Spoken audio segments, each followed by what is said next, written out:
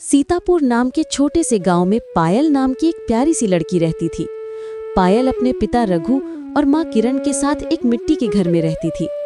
रघु गांव में दूसरों के खेतों में मजदूरी करता था, जबकि किरण पास की बस्ती में कपड़े सिलकर घर का खर्च चलाती थी। जीवन बहुत मुश्किलों में बीत रहा था, कभी पेट भर खाना, कभी खाली रातें। मगर पायल हमेशा मुस्कुराती रहती थी। उसे अपने घर से, अपनी मिट्टी से और अपने माता पिता से बहुत प्यार था। अब दिवाली आने में बस 3 दिन बाकी थे। पूरा गांव रंग बिरंगी रोशनी, मिठाइयों की खुशबू और बाजार की भीड़ में डूबा था। बच्चों के हाथों में नए कपड़े, मिठाइयाँ और पटाखों के पैकेट थे। लेकिन पायल के घर में सन्नाटा था। न तेल था, न बाती, न कपड़े, न पैसे। रघु को कई दिनों से काम नहीं मिला था। एक दिन शाम को पायल ने देखा कि उसके दोस्त घरों को सजा रहे हैं। वो दौड़ती हुई अपनी माँ के पास आई। माँ, क्या हम भी इस बार अपने घर में दिए जलाएंगे? मैं भी अपने दोस्तों की तरह नए कपड़े पहनना चाहती हूँ और मिठाई खाना चाहती हूँ। किरण ने धीमे स्वर में कहा, बिटिया, हम गरीब हैं। तेरे पिताजी को कई दिनों से काम नहीं मिला, लेकिन अगर कल कोई काम मिल गया तो मैं तुझे नए कपड़े जरूर दिलाऊंगी। पायल कुछ नहीं बोली, बस चुपचाप अपनी पुरानी गुड़िया को गोद में लेकर बैठ गई। उसकी आंखों में चमक के साथ थोड़ी उदासी थी। अगले दिन सुबह रघु गांव के चौक पर मजदूरी की तलाश में गया, मगर उस दिन भी काम न मिला। वो थका हुआ और मायूस होकर घर लौटा। घर में दीपों की जगह अंधेरा था।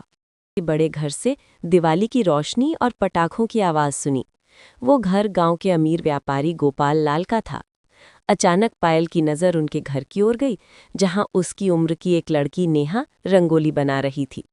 नेहा ने पायल को देखा और मुस्कुराते हुए बोली, अरे, तुम यहाँ क्यों खड़ी हो? आओ ना, मेरे साथ दिया सजाओ।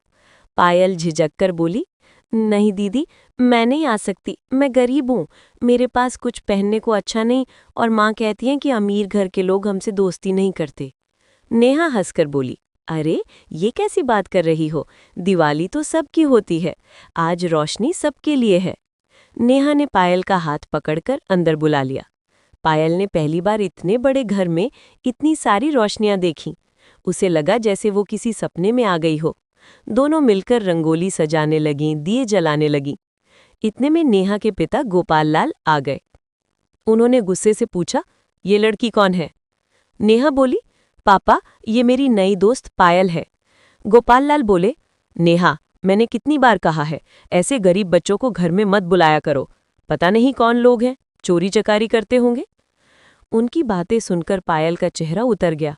उसने धीरे से कहा, मुझे माफ कर दीजिए चाचा जी, मैं बस दिए देख रही थी। और ये कहकर वो बाहर भाग गई। रात अंधेरी हो चुकी थी। पायल पास की नदी किनारे जाकर बैठ गई। उसके सामने गांव की रोशनी झिलमिला रही थी, मगर उसके मन में अंधेरा था। उसी वक्त नेहा के घर के बाहर पटाखों की ढेरी में अचानक आग लग गई।